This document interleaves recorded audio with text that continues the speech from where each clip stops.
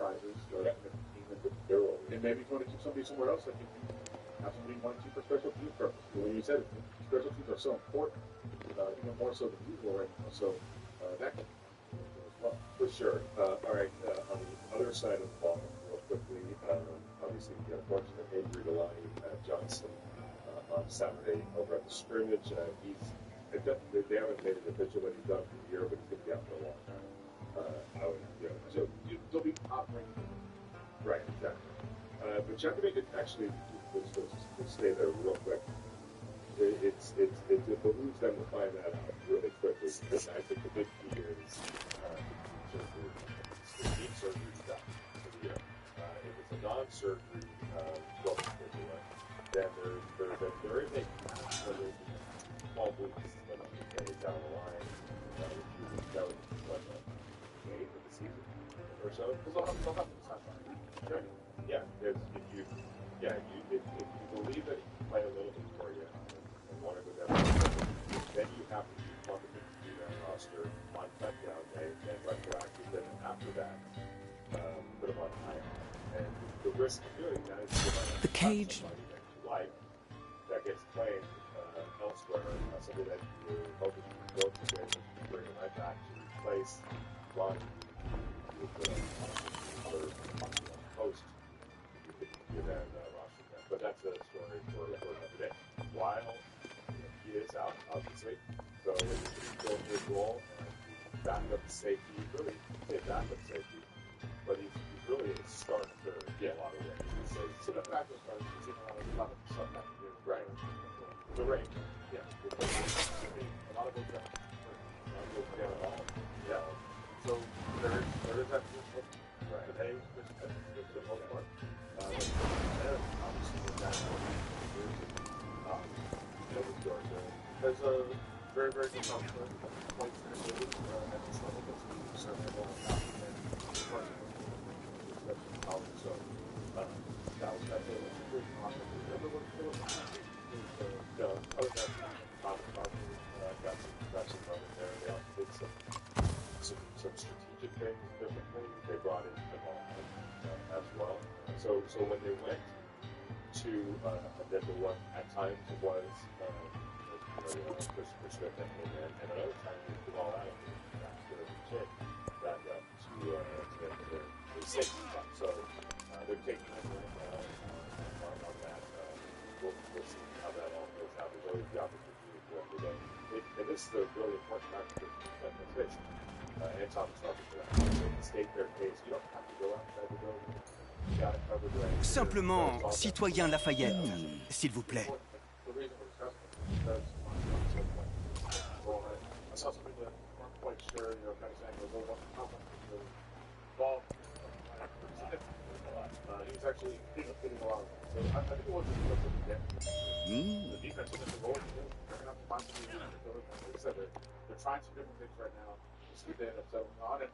Potentially they might decide, hey, we do have to go on somebody. Whether that's right now or whether that's a down day, somebody who kind of bring in. We'll see them. They're not scared. 4 more picks. Still right.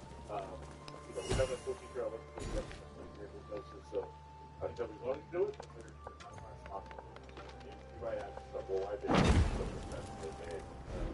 Look, you've got now 2 weeks of training camp basically in a scrimmage. It's really look at film, watch film, and nothing against the guys that moved out, but obviously they weren't showing them. And sometimes it's as simple as they weren't getting the measurements there. They were making too many mistakes out there and need to get that fixed. So, that's a lot of sometimes what goes on in terms of those kind of things this time of year. Any other thoughts? It was a good day for the defense today. They really kind of got after it. There was some red zone work that I thought really showed up. Man. Yeah, it's one-on-one. I think those was one of the older players, but so started was in there one versus one, and he did a great job actually. But, yeah, he's right there, and kind of similar to his off scrimmage, those same plays. Yeah, I think there's a couple of things, and then there's also one weird thing that's happening today that everybody was freaked out about. Not really that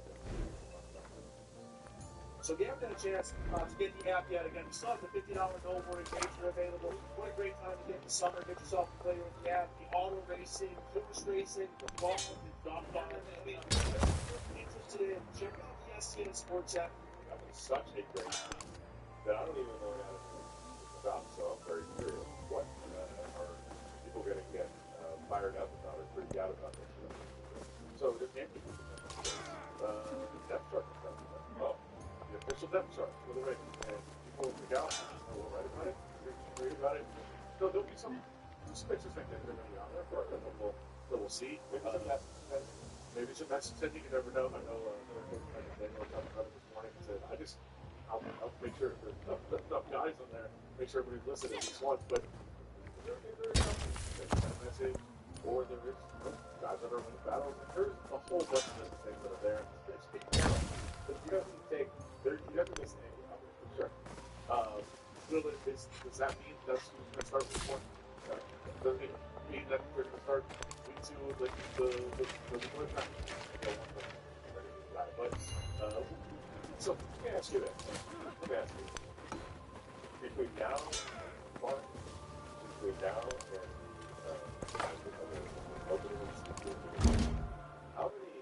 how many differences do you think そなたが来ることは骨の占いにより I think it's very deep city. I would say, yeah, I'm good. There's certainly one point talk about the technical vision, which is back those right? Sure. I'm still sure on that, right? I still think there's some wide receivers.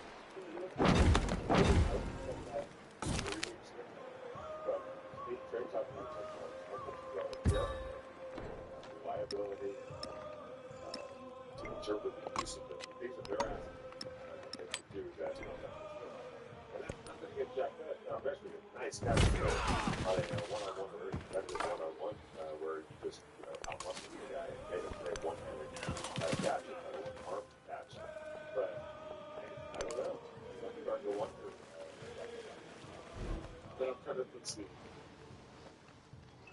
I mean, I assume they're going to list both tight ends. Yeah. So, we'll see how it all. There are some things that make still fun. I don't know. Malcolm, matching the ends, and Jonah, and on the inside, and save him a set every day. I think that'd be John. I think John. Divided in bed. One more good. Sorry, when they put the second team, that's always been popular. They do things a little bit different when they bring in the entire second team. That's the slot quarterback. So you never know what might go to get targeted out. Maybe that's how they'll roll. I don't think that they will, but you never know. They have an easy guy that can come for you. Starter, yeah. Put that inside it, kind of an obvious passing situation. Kind of the starter tackle. So I mean, like there are guys what people can run with. Yeah, I don't think there's full-on spots that go. Yeah, everything competition seems pretty set. I agree. When we get back, we're going to hear from Mark. Yeah. Back to hear from there's also maybe in addition to that, maybe a change in terms of his position going to college to get that. Vegas locals, best experience, playing experience, good for you. From the atmosphere, 19 competing locations across the valley to see that watch your favorite games. And with a massive crowd, and hearts through slopes, tons of ways to get the action. Excited today. It's a daunting task. I knew that going into it. I'm just, so incredibly blessed to have this opportunity. I think I'm working with the absolute best in the world. It's so every single day, just iron sharp iron, and it's just a daily process. Chicago is just such a great program right now. We have completely different skill sets, I believe, but he's just so so detailed in its craft. So all the assignments, give me some ideas that we can work on. The CC's everything. He's a professional through every aspect of Do nothing which is of. They're pulling aside, how to move on for the day. It's been very helpful. Not just the organization, the whole coaches to the defense, to the offensive players. It's been an absolute honor to pursue that. But yes, it's absolutely a great process. And I got a good one today. We'll go back to Vegas versus Kennedy once a year, by colleague Adam Hill. We just heard from Tommy a lot. From Montana State, he played college, he played quarterback at Montana State. Now he's making the switch to wide receiver. I didn't play in the movie. He's like 12 years old. Yeah, he's very pressure. So does that, but yeah, you're right. Both of them. In particular, I'll say this. Can you imagine, like, just put yourself in the shoes, like, you're in your first game. Your head's spin. The spoken. Let's go there. How much you try to play it off? That is kind of fun. Smith, as a quarterback. I'm kind of off about it. I'm trying to make it. And oh, by the way, I'm making you a massive positional thing from quarterback to wide receiver. I'm learning the playbook from the wide receiver perspective. I'm learning the technical aspects of playing wide receiver. You just talked about it right there. Man, that's a lot for somebody. It is, no question. It's hard enough to make a jump from college. Injured, whatever you got. In SEC or Big Ten. Right? You're making a jump from one double. Yes. Like making a jump from FCS to NFL. Another leap for them. In terms of just the talent around, the size of that and everything else. That's a big one. But you're also guarding play new position, especially at that. So, it's not like you're on the stage in the corner. That's a really tough switch too. Those are very difficult as well. You go from quarterback to wide receiver to learn just the fullback. You just learn the business part.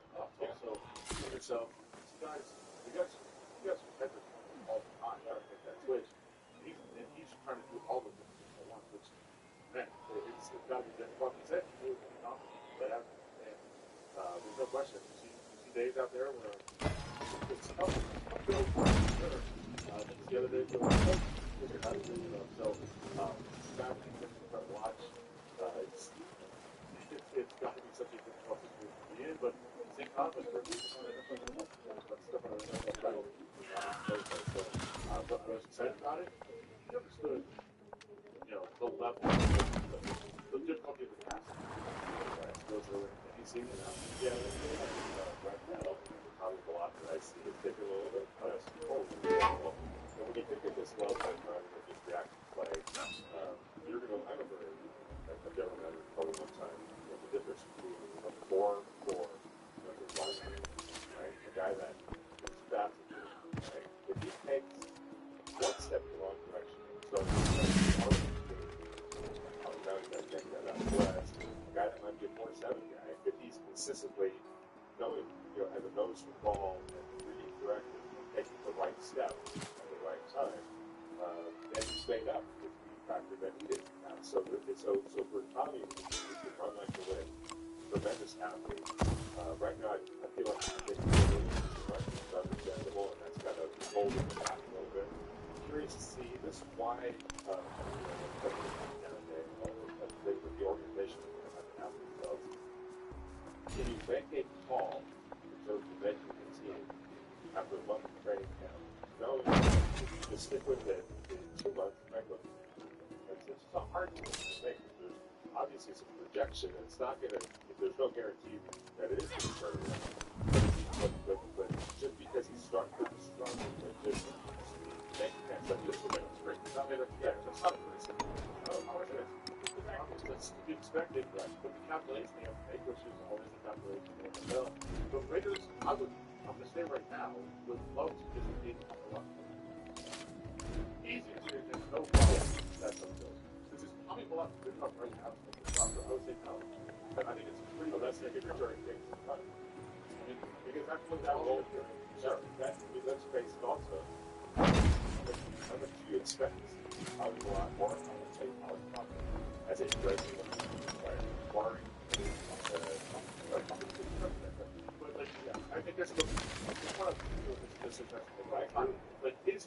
right now, I don't think so, but I do think you see the potential that he has. We do. That's the reason they drafted him. That's why we're intrigued by him.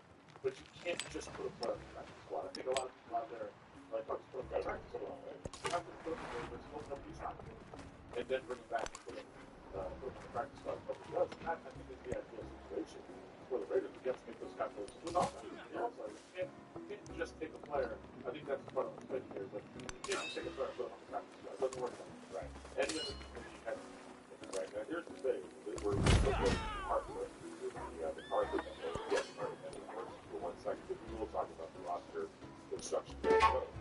But you're saying, can he help you win on offense right now? Okay. So, did Alex talk to you? I'll talk to him. He's had a really good. Yeah. And I think it's surprising. Okay. He's had a really good. Okay, so let's just say, for argument's sake, Alex is definitely ahead of how we go up. Yeah. Okay. So, first that, yeah, right. The beauty of the practice squad is a guy like Alex Lockwood, probably the percent, probably comfortably get him on your practice squad. So if you're worried that probably the lot's going to get picked up on waivers, because some team says, hey, I love that guy, so I'm going to college manager, and it next to me the day that they drafted him, saying, I love that dude. He's my favorite player in the job. So I think there is value, even that's the point where teams might put him on, would have to put him on their rush. What I'm saying is, let's say you otherwise, help no special teams, but probably more often than not, dress for the games, right? And something were to get hurt. Okay, let's say Jacoby Myers goes out.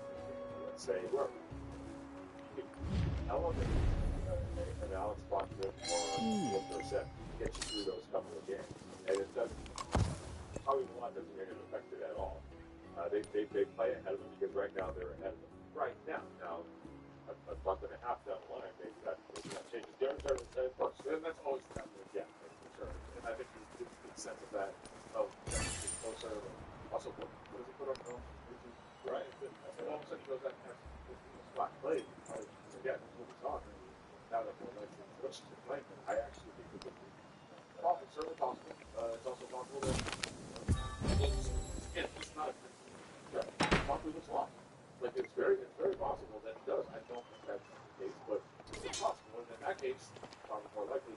You also have to there's so many transactional revenue now, but if he is put on waivers, nobody can.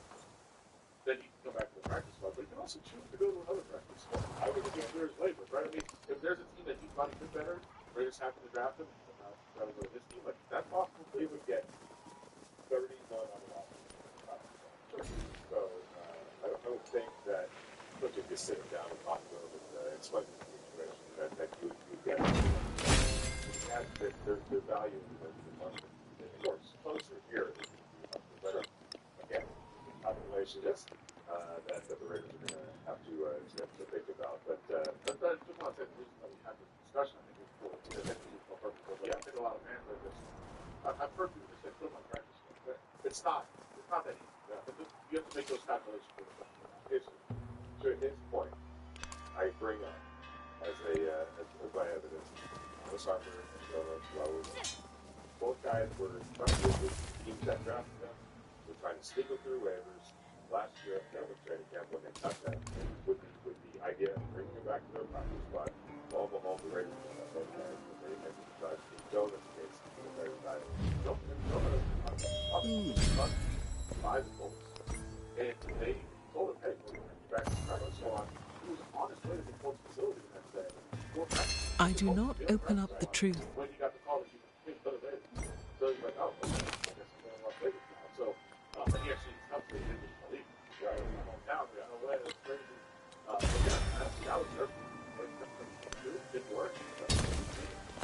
At the end, people scouring the wire that day. Exactly. Is there a guy that we thought was good? Is there a guy that has some talent? And the Raiders had seen Jonah. The Raiders had seen Jonah at they had seen him and they knew, hey, legs died, they liked him. And once he was cut, they okay, put a payment on him. And when you do that, you have to put him on the grid. So that is the rest is history. And I can guarantee you right now, the both of them have to right? And it's going to be a starter. Yeah, absolutely. So those are the risks. And as Adam said, just put him on the practice squad. Not only is it as that, you don't want to be 2 years down the road.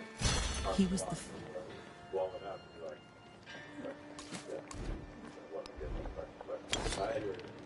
we're about 3 weeks away from having really serious conversations about that. But with them playing the first game, Michael wrote that situation as well. With them playing the first game, and we suspect they're going to get a lot of time. This could be an opportunity for them to shine and make that decision even harder. Yeah. Anyway, look, Monday we're ready to come together Tuesday before a walkthrough on Wednesday before they head out to Seattle. On basketball, Tuesday's practice. We'll take the day off on Wednesday. We'll be back at it Thursday night after the game, 7 o'clock start time. So it'll be a light one, but thank you for your support.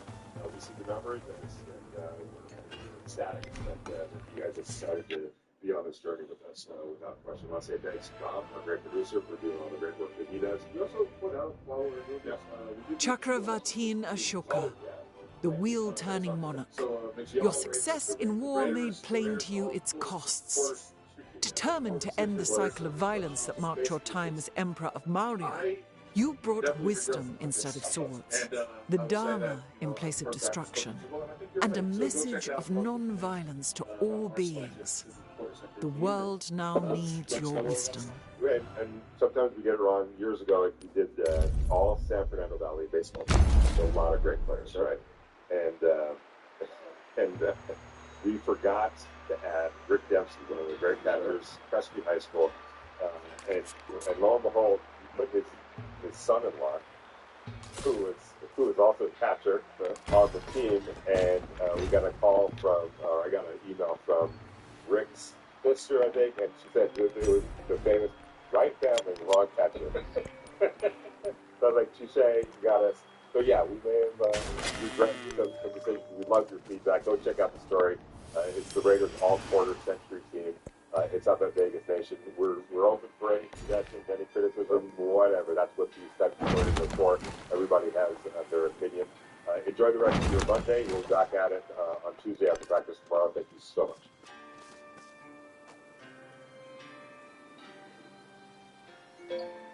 This is Rachel. She just sold her first book to a publisher. Her advance was $25,000, and she got a 2-book contract. Her first book is going to come out in 1 year. This is Monica. She also just sold her first book to a publisher, and her contract is also for 2 books, but her advance was $250,000. The first book is scheduled to come out in 1 year. Mitchell and Monica both have pretty average social media followings. They post about their book deals, and they both get tons of virtual confetti and congratulations and lots of love from their new publishers. A few months later, Rachel and Monica both quit their edit levels. They revived their books, they turned them back in, they probably do this a few times. Fast forward another month. Monica gets the cover for her book, and her publisher sets up a big, flashy cover reveal on BuzzFeed. Rachel gets her cover too, and her publisher encourages her to ask around and see if any book bloggers might be willing to host her cover reveal. 6 months before the release date, Monica gets a marketing and publicity campaign from her publisher. There's a blog tour, there's even a reading tour. She's going to be featured at several big festivals and conferences, and she's going to get to be on panels with a few really big name authors. Meanwhile, Rachel receives an email from her editor letting her know that the publisher is going to bump her pub date back just a few months. Her editor assures her that this is for the best because her book is going to be better in the next season. In the summer, when everybody's looking for a beach week, or in the fall, the biggest season for book sales, or in the winter because holidays and gifts, or in the spring, everybody's buying books for their summer vacation. I don't know. There's always a reason the next season is better. Rachel is pretty bummed, but she's still really excited about the book release. Then she realizes that because of how her contract is worded, this means that the next few installments of her advance are also getting bumped. She scrambles, picking up any extra work she can get to make up for the money that she thought she was going to be getting in the next few months. The book she has already completed. After months of tours and events, Monica's book comes out to rave reviews. Her publishers blast every single mention of her book on all of their social media accounts. Monica is thrilled, but she's also exhausted. But there's no time to rest because she's got to write that next book. Rachel wants to work on her next book too, but since her first book's update got bumped, her second book's update also got bumped, and that means that money's going to be coming in later than she thought too.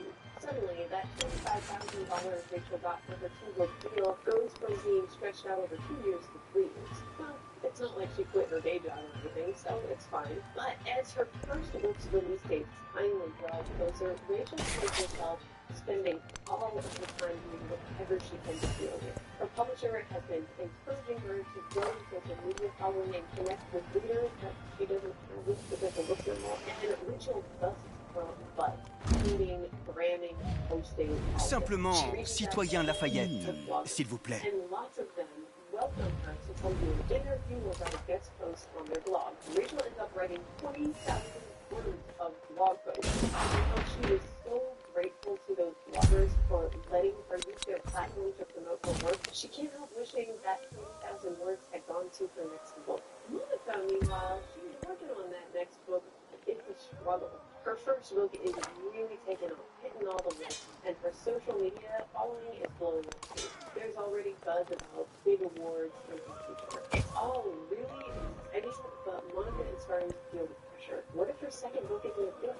Every time she gets online, seeing all the buzz and all the hype just really stresses her out. Rachel gets her trade reviews and they're great. She's thrilled. Her publisher encourages her to share the news about them on her own social media accounts. Then she gets an invitation to a book festival in another state. Amazing. She tells her publisher and they say, we're not paying for hotel or airfare, but if you go, it'll be fun. Rachel decides it's worth the hit to her income, so she pays her way to the festival. She has a great time. She sells 5 books. Monica wins that huge award. She can't believe it. Her publisher is over the moon. She is the next big thing, and she is terrified to the point where she can't write. One day, she announces she is taking a hiatus from social media and is focusing on the next book. Her publisher supports this. They promote this.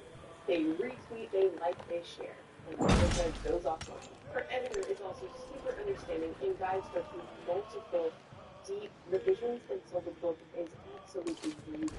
Rachel turns in the draft for her second book. 6 months later, she gets her edit letter and ends with a request that maybe could she get this revision back in the next week or so? Because otherwise, if we don't get any copy edits, we're going to have to bump that update too. Rachel sacrifices work and her own mental health to rush that revision and get the book delivered. Monica's second book is released to even better reviews than the first. Her publisher immediately offers her another 2-book contract for even more money. Rachel has an idea for another book too, and she's super excited. She pitches it to her editor, and the editor very gently tells her that sales on her first book aren't that great. Her publisher would rather wait and see how book 2 does before they buy any more books from her. Because so much is writing on this, Rachel asks, what's the marketing campaign? What's the publicity campaign for my second book? And the editor says, well, we don't really have one, but you should really focus on your social media following and do whatever you can to get that book out there. After all, look at how well that's worked out for Monica. You both started out in the same place with the same number of followers, and now Monica just tweeted a link to her next book and pre-orders are through the roof. I could keep going with this forever, following the trajectory of these 2 women in their careers and how one just is lifted up and the other just spins her wheels. But I think you get it. So let's talk about gaslighting. When I was writing out my thoughts for this idea, I really almost started this story with Rachel and Monica getting the same advance because the gaslighting I'm talking about actually has nothing to do with the money. But that's not realistic. Money matters. The more money you make on your book, the more time you have to develop your career as an author. That said, of course, not all books can get the big, splashy, 6-figure, 7-figure deals. And the publishing industry needs those big breakout hits that rake in the cash. That's what keeps the industry going, and that's how numerous authors are able to get book deals at all. So the gaslighting I'm talking about here is the marketing, specifically the social media, and the way publishers put the onus of publicity on authors. Authors who get giant advances tend to also get giant marketing campaigns. Their social media followings grow exponentially because their publisher launches a 6-month book blitzkrieg. And yes, there are authors who build a massive following first and then they get a book deal. But here's the thing, we have had at this point years of data telling us exactly how that goes. And the fact of the matter is, unless you're an actual celebrity, big numbers on social will not equal big numbers in your scale. It just doesn't translate to sales. Yet most midlist authors are constantly being encouraged by their publishers to grow their social media following, to form street teams, create a pre-order campaign, to design shareable graphics. In other words, to do all the stuff publishers do for a handful of authors every season. I was inspired to make this video after reading Kason Callender's blog post on social media expectations last week. And I'm going to link it in the description below. Please read the whole thing, it's great. But for now, here's my favorite part. This should be the baseline expectation for the that no author should ever have to come out by themselves and manage to in their time for the sake of publishing and for the sake of publishing. Our only job is, and always will be, to write. Anything else should be what we give of ourselves to because we want to, not because it's necessary. This was a basic understanding, but the rise of influencers of quick fame via social media has shifted our focus away from our words and our stories, and to desperately clinging for every bit of attention we can find, thinking this attention equates to our success as authors. It doesn't. Side note, Kason also gets into books and how that plays a role in how and how much publishers will market their books, and yet finding physical, like, attractiveness. And here is where racism and sexism and ageism and all the isms come into play. I have a lot more thoughts on this, but Do I'm going to save nothing them for which... another video. This is about the gaslighting, and the bottom line is this. Publishers know as well as we do that a robust social media presence ultimately does not move books. So why are they gaslighting authors? Debut authors and mid-list authors who are struggling to revive their careers by telling them they can help their book sales by putting their precious time, energy, and resources into a DIY publicity campaign based on social media. Especially because, isn't that their job? Yes, not every author can get a massive event, or a book tour, or flights and hotels for events. I totally get it. But can publishers not give all of their authors a tweet? A shout out on the gram? A shareable graphic or two? Because as Kason says in their post, the reason most authors go through the incredibly painful process of finding a literary agent and going on submission to get a book deal rather than self-publishing a novel is because they do not have the time, the money, the skill, or the desire to package and promote their books themselves. That's what traditional publishers do. Except they don't anymore. Not for 95% of their authors. And it's not just social media. The gaslighting happens elsewhere too. Let's talk about festivals and conferences for a minute. I spoke to the head organizer of a major festival conference. I'm going to be really big here, but a big event that happens annually, attracts tens of thousands of attendees, and gets like big name authors. This organizer, let's call her Phoebe, told me about a conversation she had with a mid-list author, let's call him Chandler. And she said something about how it would be so great to have him at the event next year. And Chandler was like, that's weird. I actually asked my publisher to pitch me for the event this year, and they said you turned me down. And Phoebe was like, yeah, your publisher definitely did not pitch you for this event. And Chandler was like, could I be more pissed off? So yes, his publisher straight up lied to him. And Phoebe told me that this is not a rare occurrence. She's actually seen it happen a lot. I had always assumed that these types of big festivals and conferences only accepted big best-selling or award-winning authors. Nope. Turns out a lot of event curators would actually love to balance out their panels with a mix of big-name authors and mid-list authors, because then they can connect with the readers who attend their events with authors they might not have heard of. It's the publishers who are keeping those mid-list authors from the event and giving all the events to those few authors. And just for a second now, let's go back to Monica, one of those lucky few. She got that tour, she got that publicity, and her career took. And that is great. It's awesome when that happens. But remember how overwhelming it was for her? How for months she couldn't even find time to write because she was constantly traveling and touring and doing events and speaking and signing books and meeting with readers. It sounds glamorous, and in some ways it is, but man, it is also exhausting.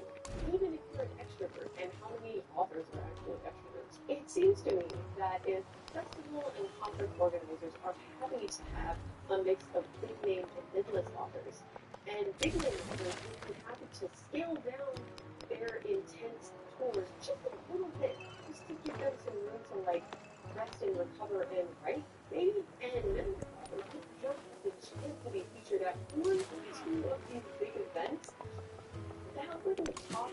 publishers anything. It would just take a teeny bit of redistribution. Now, I have complained about traditional publishing in previous videos, and one thing that I have always neglected to say, and I'm going to say it now before I forget, is this. I know a lot of people who work in the publishing industry, both professionally and personally. I know editors and marketing folks and designers and publicists, and they are wonderful people who love books and love authors. It's easy to hear these types of stories about traditional publishing and start picturing the stacks of these big houses as just being made up of greedy, misogynistic, homophobic, racist stock puppets. But they're not. Obviously, as with any industry, they're going to find some jerks. But by and large, this is a problem with the system, not the people. And yes, people can change the system. And there's a lot that can be done to fix this from within. And number one, stop gaslighting authors by telling them to grow their social media followings when you know that isn't going to do a dang thing. But I got into this topic with a marketing director once. She is a friend, not someone who has ever worked on my own books. And I kind of went on my rant about this. And she laid out for me what things look like from her side. How Amazon and booksellers and just capitalism in general can kind of pin publishers in so that stuffing all their resources and hopes and prayers into a few books per season is just their best bet for survival. I get it. I hate it, but I get it. So, maybe let's make this step number 2. Step number 1, stop the gaslighting. We aren't going to pitch you for that book festival. Second, be more transparent. We aren't going to send you to that festival because we're already sending manga. Third, if at all possible, offer another low or no-cost opportunity. We aren't going to send you to that festival because we're already sending Monica, but maybe we can get you an interview on Joey's podcast? Anyway, I don't work in the publishing industry. I'm just an author, and I'm sure there's a lot more to it that I just don't see in the Ich bin Carolus. Charlen Mania die Heisa. Can encourage and push change by gently, politely calling out the gaslighting when we see it. We can define our own social media and DIY publicity boundaries and make them Greetings. and I am Benjamin Franklin, doctor, scientist. Our publishers. What's my marketing and publicity campaign for this book? Because we all deserve one, even if it's a small one. And most of all, we should remember that we do not buy a lottery ticket and win a book award. We wrote books. We created buildings products. And without those products, the publishing industry quite literally wouldn't exist. So maybe we have more power than we think. Those are my thoughts. What about you? Let's chat in the comments, and I will see you guys Friday with another vlog. Bye.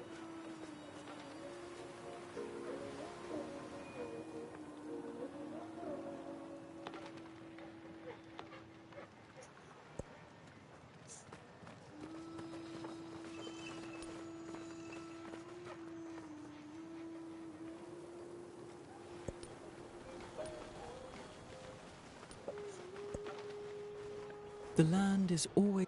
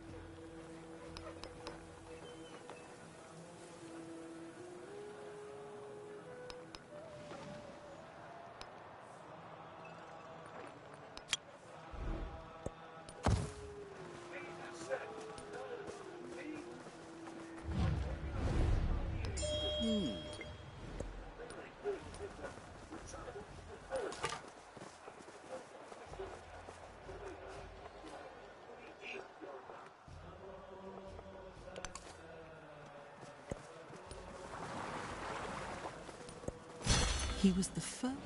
Here's first and 10. The first carry to the United States Cyclone.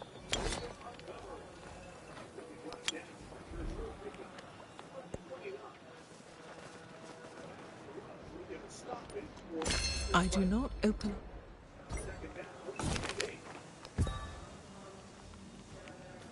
They move the border, setting the motion. Now they're set up to work.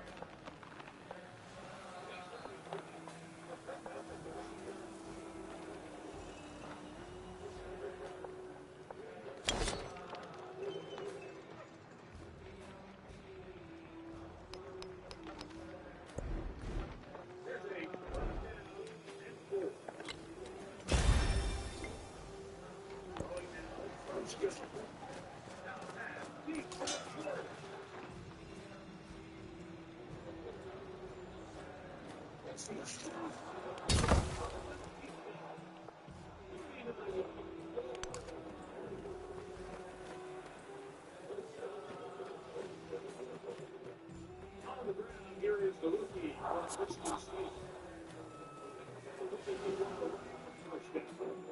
Game 7.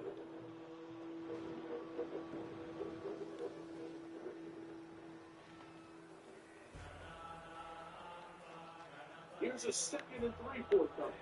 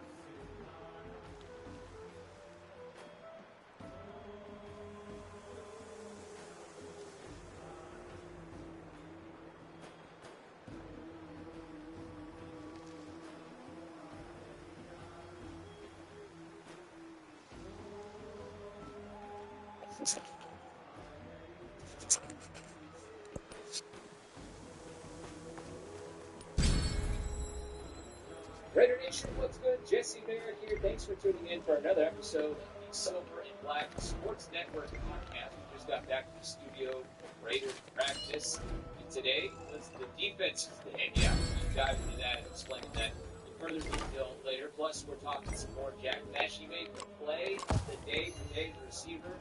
You know I love that. We've also got another guest on the pod. We're catching up with the radio voice of the Raiders, Jason Horowitz. He always brings a great perspective to the table, so you are not going to miss that. We talk about the time of the franchise, highlighting some of the crazy games. The two of us have been fortunate enough to work and cover over the years, and obviously his take on the team and what he took away from the Plus, we'll also Saronia Amina. rotation, lined up where we want Johnson out, and we'll be diving into what we heard from Cameron Richardson, Darnay Holmes, and 6th rounder Tommy Malott as well. But first, here's our conversation with the great Jason Horowitz. All right, Jason, thanks for joining us, man. We were talking before we got going here. Year 4 for you. That's pretty crazy. Are you able to wrap your head around the fact that it's been 4 years since you've been the voice of the Raiders? And, you know, it's funny because every offseason, especially because the end of this season, it's more disappointing than the fan base is really was coming. So, like, it feels like I can't wait till the next season. But then, like, those 9 months or the 7 in the training, they go really fast. And then in between and the next one. So, like, it's rolling on. And it does feel strange that it's 4 years. Like, I have the part of your again, you have a find it that my brother-in-law sent me after year one, and it said that's a picture of Chandler Jones, Skid farming match. Oh, dude, that kid was on that play, right? And like, but you know, the Hanukkah miracle stuff is good anyway. But like, you know, the crazy thing is like that doesn't feel that long ago. But the reality is that's 3 full years ago, and but it was part of like that whole first year. I know we went 6-11, but that whole first year, because 14 of the 17 games weren't decided until inside of the fourth quarter to begin. And you had Josh Jacobs overtime touchdown, and you had Devontae touchdown grab in overtime, and you had that play, and then you had Mayfield off the street to the Rams to go 9. I mean, that was heartbreaking, but like that also. Yeah. And the Hunter Renfrow football, and the one with Kansas City, but then they go for 2-point conversion, like all of it. It was an insane season. And Derek Carr gets benched, and Derek Stidham throws for 500 yards. It's crazy. And then next year 2, Josh Jacobs gets 5, 5,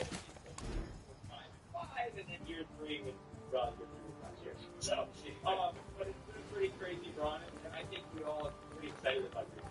Yeah, look, I mean, you know, the NFL has never short on storylines with the Raiders. In recent years, have obviously had plenty of them. Just a quick aside on that game, the Chandler Jones game against the Pats, like, that was great. I remember being up in the press box, and my former co-anchor, Brian Sally, sitting next to me. And then Jacoby throws that. We're all like, what's he doing? And he comes down with it, takes something, and I really start screaming in the press box. It's a very professional press box, by the way. But we are all like screaming because it's just insane. It's football game. And Brian takes off running. He disappears. I don't know where the heck he went. So I'm sitting there in the press box like, where the heck did he go? Trying to fathom what's going on. And then I believe that was the game too. He was the locker room. And I was like, man, like, give me your perspective. I'm not saying that app and all this stuff. And he just started laughing. He was really serious, man. Like, he was like, I ran straight to the locker room and left. And I was just like, what? But like, you missed out on the celebration and all that. Like, it was a wild game. I could only imagine having to stay composed and call that on the air.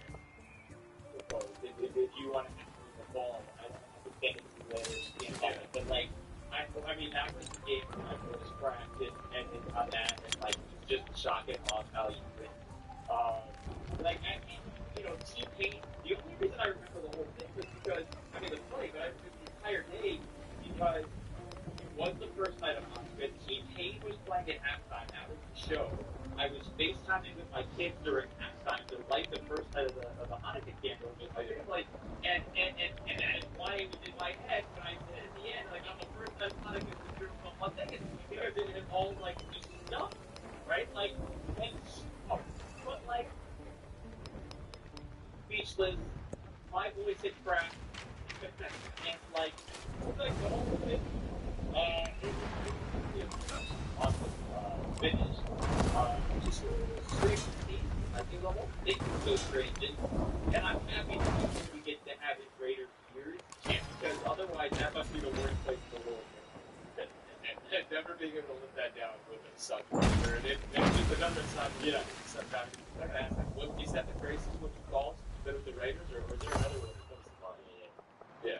Well, my favorite game as a whole, from start to finish, was the Josh Jacobs leading 6-yard touchdown. And it's for 3 reasons. Number one, it was back and forth the whole week. High scoring, 40 to 34, a lot of them, right? That's A. B, CBS had told me ahead of time, because that first season I was carrying around this whole, my side of the Raiders story with Bo Jackson. And I shared that story when I got hired, because, like, I didn't grow up in the Bay Area. I wasn't a great fan of the Lions fan, growing up in Michigan, but I loved playing with the Raiders. I liked football, and, everyone loves Bo Jackson. Right? So I heard someone had bought this for me, and I carried it with me for every game. It was in my backpack, and CBS had found out about it, and I came up to Seattle, and I worked at CBS for so long, my colleague, Don Siegel, who was producing that game, said, hey, I heard you're doing Bo Jackson thing, you want to mention it? Because it was the anniversary of Bo Jackson running up the tunnel. And I don't know what anniversary was, I think it was 25. And so they had done that. Then Josh finishes it off with the 86-yard run that looks like Bo Jackson. And so like that, I think that was my favorite game. There is another Yeah, one. just like all of us. That was all. Yeah. But now, you're getting ready to dive into some new memories now for this upcoming season. You're doing it with your partner in crime, Kirk Morris. We actually talked to him on the pod on Friday. Great dude. I mean, man, his football knowledge off the charts. You guys would have so much fun. What's the excitement level like for you to bring in a guy like him in? Well, there's over 50 number one at first because I love him. It's awesome. Lincoln was awesome. Lincoln is awesome. And there is no one. I've been multiple times, but there is no one who I would have rather had bring me the Great Nation because he's kind of that link. No fun club. I see what you did there. He is the link. Pro guys. Yeah. He is the link from Raiders of Past and the success that this franchise had for 40 years to now that we're trying to build again because it's 20 plus years of frustration for this fan base, and Lincoln is part of that that won a playoff game and played in the Super Bowl to the team that is now. He's been around the ball. And so he gets the alumni part, gets the aspect of once a Raider, always a Raider, and the whole aspect of it to what they're trying to do. And it was also just, just from just a physical standpoint, it was also comfortable to have a gentleman who was 6'8" and as large as he is, and see where he's going. As you back for Raiders are not always tough. Yeah. But transitioning to Kirk, I've known Kirk for a long time. He and I have regular shows together Spoken. a long time ago on the Series X on College Channel. And this past year, we worked the Pro Bowl together. So we've known each other for a while. He is a tremendous human being. We have a lot in common stuff from the families that we have off the field. And he is a perfect. He's going to slide in, and the Raider Nation's going to love him. There's been an offensive perspective in the booth for a while, and now we're going to switch it over to a defensive perspective. And Kirk is very good at what he does. It's going to be really good. Yeah, no, it's going to be an exciting year, that's for sure. And I do want to clarify, like, Lincoln is the man. I love working with him. Plenty of podcasts. Yeah, so now, Anderson, new era. We've said a lot, to be fair, but Pete Carroll steps in this one. Correct me if I'm wrong, but it was different. Well, I think with you, and I've told you because I've kind of been on social media for a while, but I do have my list that I'll go to. Because, it's work related, right? Like, I'll people who follow and cover the Raiders. See what they're saying. And I think he tweeted something about Pete Carroll and what he was doing at USC in a classroom. Like, his approach to leadership, his approach to coaching, how much trust he's putting in the players, he himself, like emphasizing they do well and how they promote that and the benefits of the guys. And there's just an approachability. AP was approachable, but he was new to this whole thing. And Pete Carroll's not. And he's had all the success in the world. He's a Super Bowl winning, national championship winning coach. But he's also being talked about his failures, And even some of his failures, 3 years with the Patriots, that people forget. They went to the playoffs twice. And after he was retired, and then he went back to college, and now he's with the Raiders. And who knows how long it's going to last, right? He's played in New England. Week 1, he will become the oldest head football coach in NFL history. So, who knows how long he wants to be the head coach still in the NFL. But there's no question, you are around practice, and he is beating down punts. And he is running for something, and he is diving out there onward at practice. You can tell the guy's still got a real love for this. He wants to see the Raiders not make the playoffs, but get back to Super Bowl.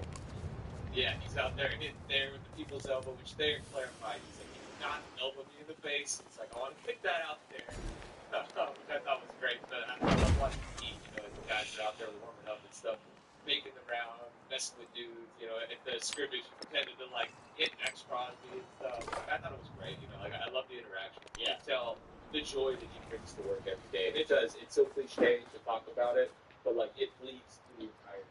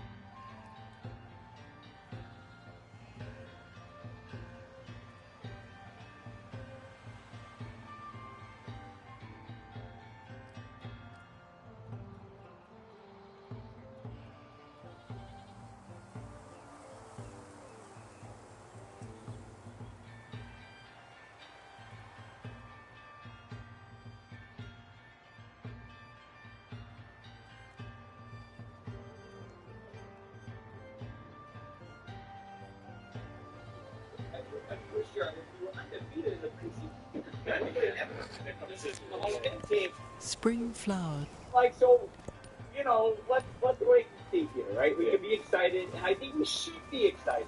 We should all be excited. Let's see what happens September 7th, and September 15th, and September 21st, and we'll go from there. I have always said this. I think fans should be rooting for their teams to go winless in the preseason. Because it's all uphill from there. I feel like the teams that don't Even though win. it's still going to be great this year, because they were awful the other day against the Chargers in the Hall of Fame game. Exactly, yeah. I just feel like the teams that end up not winning a lot of games in the preseason end up playing pretty decent in the regular season. And Well, go into the always. And you didn't play at the NFL level, but you played college football. Like, how much do teams really know in August? Like, in your 4 years as a Division Pacific, did you ever feel like, man, we look great work out? Or, like, is it always a correlation? No. It's usually something you figure out like a couple weeks in. And it is that thing, like during camp, you're like, okay, like we can be pretty good. But you don't figure out until like 2-3 weeks in, really, because you're still feeling things out, no matter how new you have, or how new things are, or the number of new players. Like, it just takes time. And, like, so I have always been big on that. Like, let's see 4 weeks in, roughly. That's kind of always been my barometer. Then we'll have a nice sample size against teams who have like actually game plan for you. There's tape out there, like, you know, all these things, and people have some moment and answer for some of the things they're doing. And how do you combat that? That's The what I've essence always of thought the game is really revealed, probably around that, you know, week 4, week 5 mark. You know, and then I did that. So like figures, sometimes we can't have the games hot, but then you know, didn't finish too strong, you know. Yeah. Well, my first ever TV game, and I don't think you were there yet. My first ever TV game for CBS was your mighty Pacific Cougars against what was number 2 in the country, defending national champion Grand Valley State, and it was a double overtime Pacific victory on a Thursday night. The entire country was watching Thursday night football, not the Pacific Grand Valley State. So that's it. But like, it's funny that you mentioned game plan. Like, that's so cool. Makes it that Michael Mayer becomes one of the X factors for this team, right? We can talk offensive line. It's been a big storyline, and it maybe is the storyline. Shows up the training piece, but like game plan with Rock Rock, they've been figuring. You know, the AFC West trying to figure out how are we going to stop here too. And then you throw in Ashton Denton until people start actually seeing that they can't tackle, which I think is going to be the case. Think about that. They're ranked to be a starting tight end, because he was a starting tight end in Notre Dame and somewhat unguarded. Really happened in year 1. Having some personal things. You know, stepped away for 6 weeks. Je suis Napoléon. Sur cette terre pour déterminer le sort du... Brad Bowers and I were talking about what this tight end looks like, and his comment that has another dimension to it of a veteran in the league who can do a lot of different things. Let's see if this team can afford tight end this time. Think about possible X factor. We were talking about training camp. One of the things we are seeing a lot of, like we did last year, but a different dimension, with a lot of 12 on that tight end. And if that is the case, it becomes really important.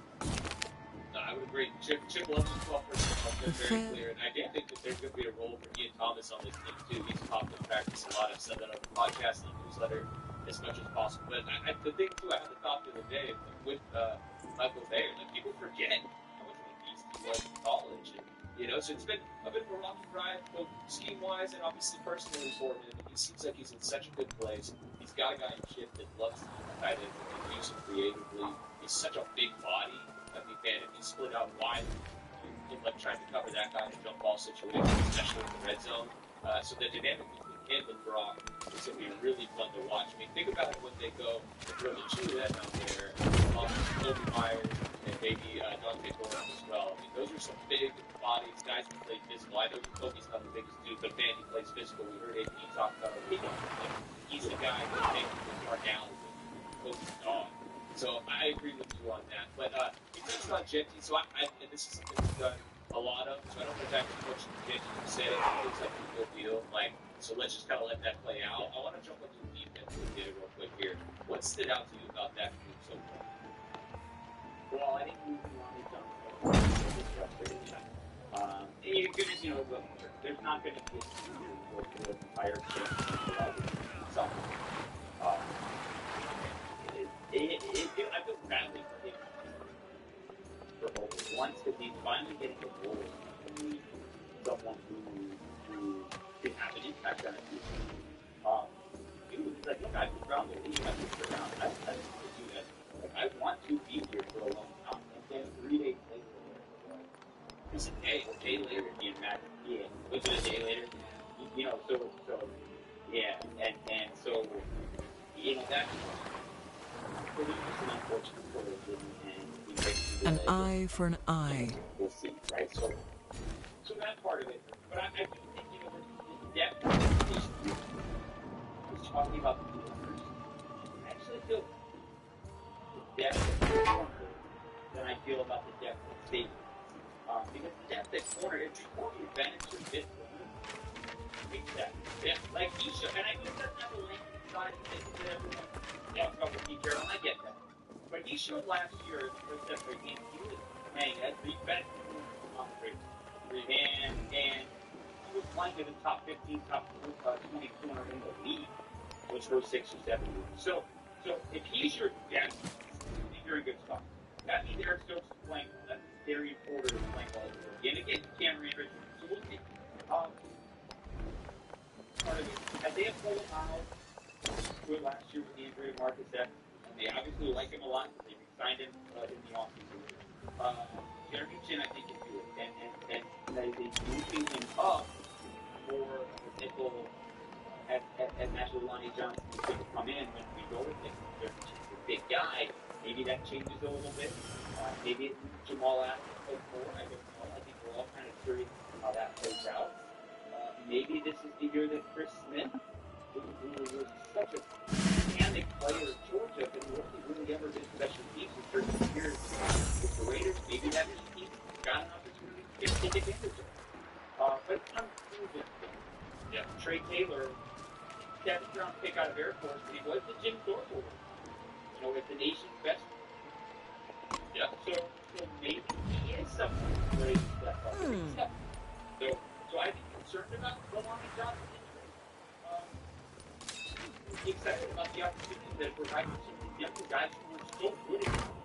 Yeah, no, I mean, look, I think I agree with you. Like, that's a question mark, a big one, but an unproven question mark. It's going to be interesting to watch. Yeah, for sure. And I like what you brought up about Jamal, actually. It's like, as I was kind of diagnosing that, I didn't even think about that because in my mind, Jamal's just a linebacker, but you're like, yeah, hey, wait, he's been a safety in this league for a long time. Yeah, so they do kind of use him in maybe that big nickel look. I'm curious. Or maybe they just switch what they do with Jeremy Chin, or maybe they don't do any of that.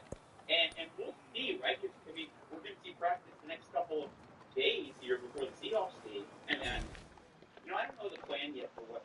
We'll talk to Coach Carroll, TV crew. We'll talk to Coach Carroll on Tuesday this week, and then Coach Kelly and Patrick Graham on Wednesday, a couple of players before we get the game on Thursday night. But we talked to Patrick Graham about how they use Jamal Adams.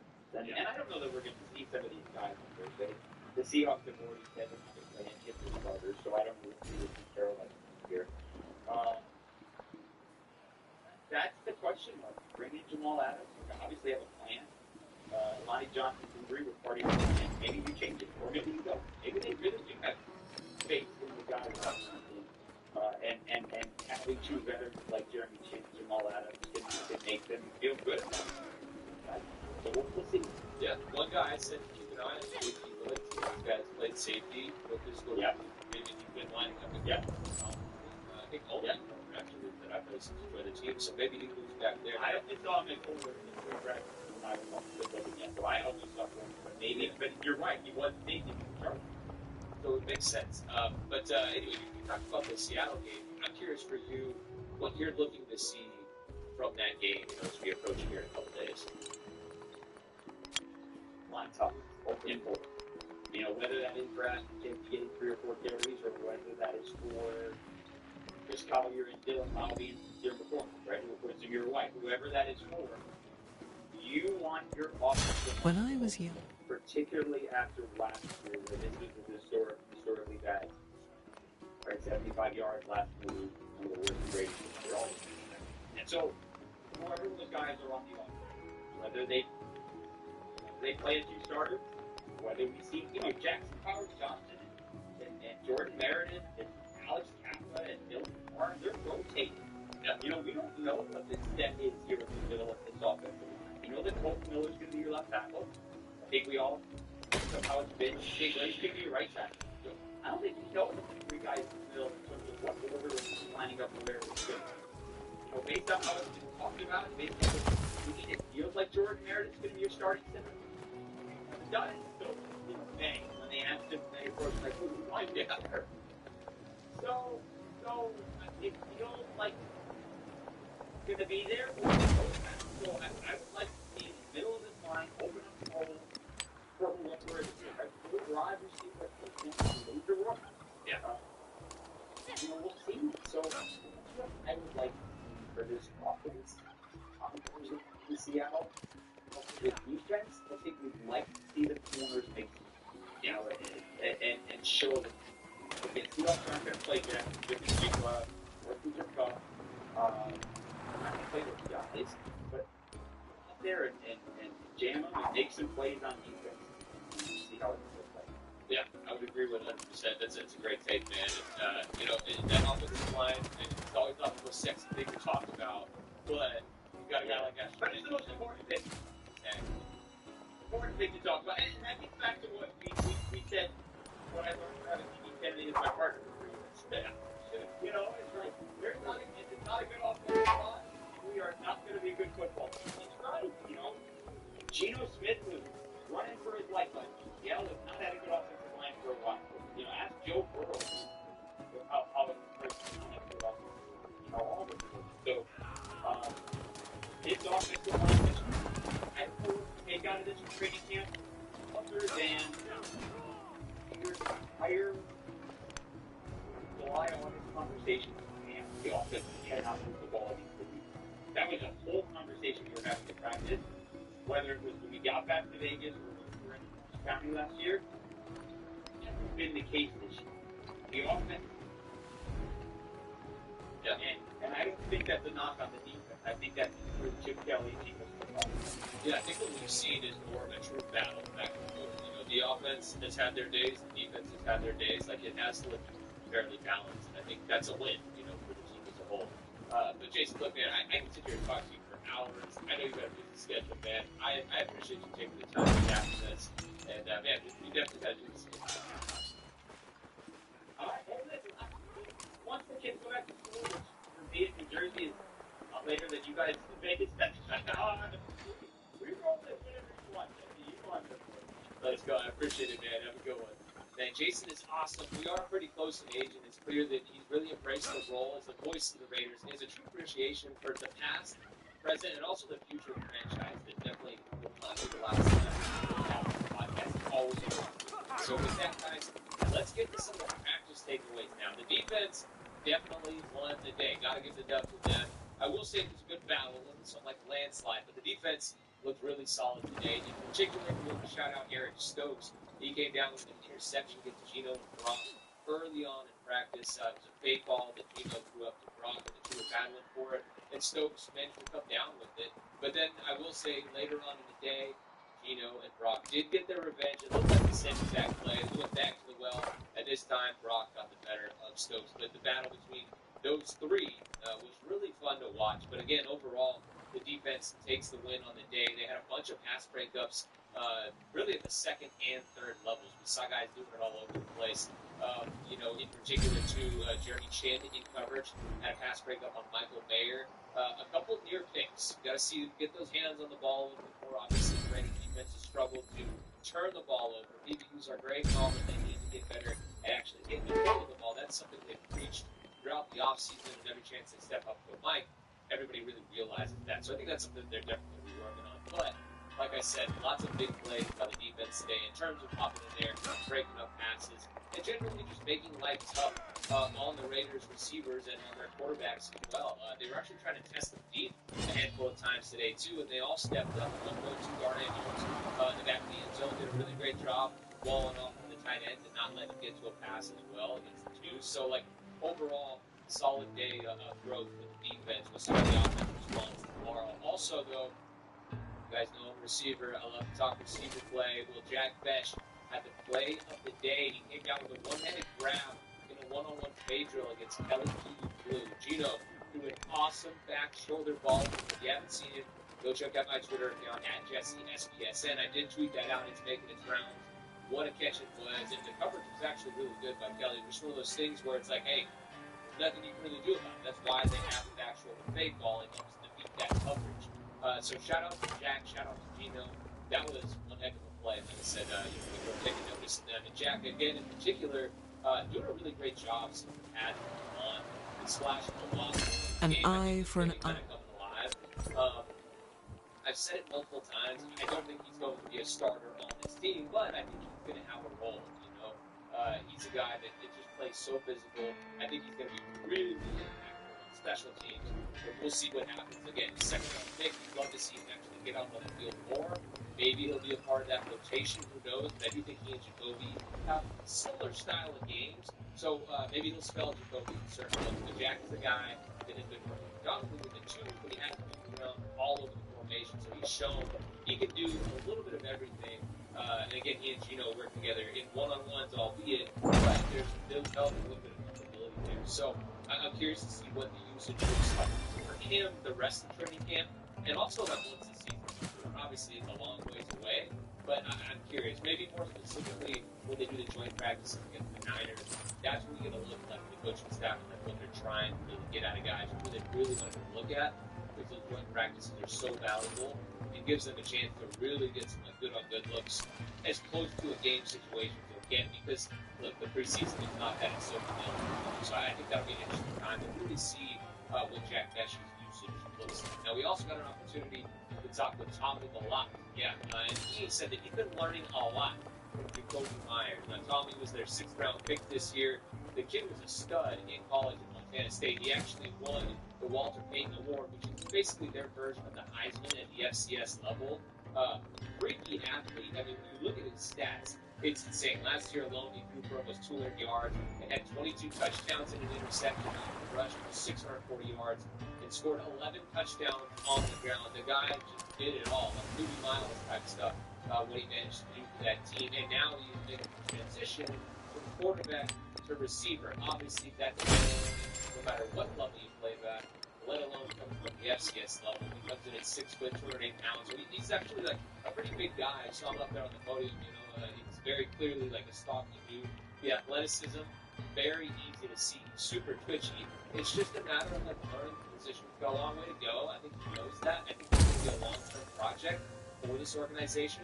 I've said it many times. I haven't seen a ton from him in practice.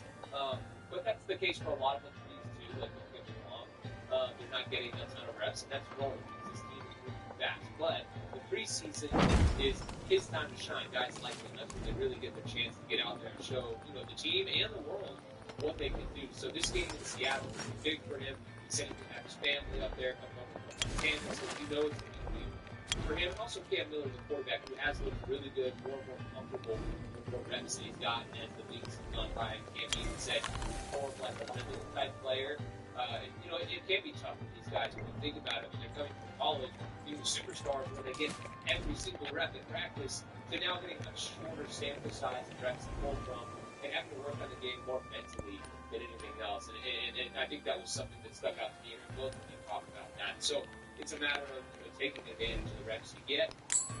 The most of them, these guys in particular, are going to come in the preseason game. There's a ton of them in Seattle. So keep an eye out for them. I'm sure we'll talk more about them in the podcast when we wrap up that game, which will actually be after the game. Very late. We've got 5 a.m. makeup call, so I'm going to be struggling to shoot that one. I might be falling asleep while we're shooting the podcast, but I'll get that out for you, as quick as I can after the game, so you guys can take that in either late that night or the next morning. Who knows? But I'll be passing out quickly after that. But we also did get a chance to catch up with He Cameron heard Richardson as well. And look, he's a guy that has impressed me throughout camp. Obviously, last year gets thrown in the fire after like week 7 was. You know, and had his struggles. His coverage grades obviously not great, but he's shown a very visible and measurable improvement so far. He said that he feels better about how he was able to kind of like recognize the route, so that route recognition really is something he feels like he's taken a big stride in. And also his scout on receivers as well. He said, you know, getting that chance to work against some of those guys last year has really helped him feel a lot more comfortable with that process and kind of learning what to expect with them. Now, today he did work with the twos. We talked about the fact that it feels like it's a battle between him